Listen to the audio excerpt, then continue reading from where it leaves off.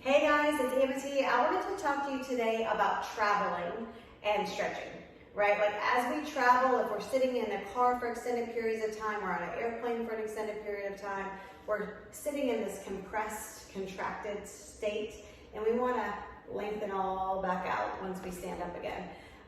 Sharon and Jordan and I just got back from Beachbody Summit, which was amazing, but also we were in the car for a very long time. And we were in the car for a very long time after we had worked out for a few days in a row.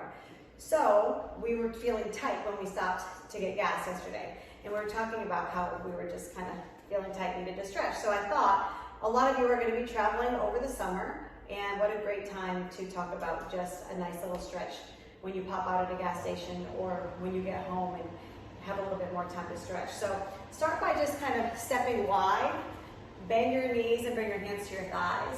Lean a little forward with your chest and then scoop out your belly and around like cat. And then release like cow, let your belly drop. And then pull your belly in around like cat. And release like cow, round like cat. Release like cow, and then round like cat all the way up to the top. Draw your chin in and slowly come to stand. And then walk your feet until maybe hips width distance apart, maybe a little wider if that feels good. Bring your hands to your hips and just start to swivel your hips one direction and then swivel in the opposite direction. Right, and as you swivel, press your hips forward a little bit and really open up through your hip flexors.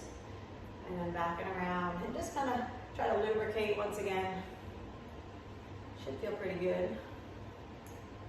Crack, crack, crack, get all the cracks out. Come back to center. Step forward with one leg. Bend your front knee and try to straighten your back leg the best you can and drive your heel to the floor. That'll give you a nice calf stretch, but when you drop your tailbone heavy, pull your core in tight, it'll give you a bigger hip flexor stretch. And then the hip flexors get really tight as we sit for a long time. So just the stronger you drop your tailbone, the more length you should get in the front of your leg. Switch sides, right? What we do to one side, we always do to the other. Drop your tailbone, drop your shoulders, take a breath in. Take a breath out. Stand up tall. Inhale, both arms up. Side bend over to the right. And lift to the top, side bend over to the left.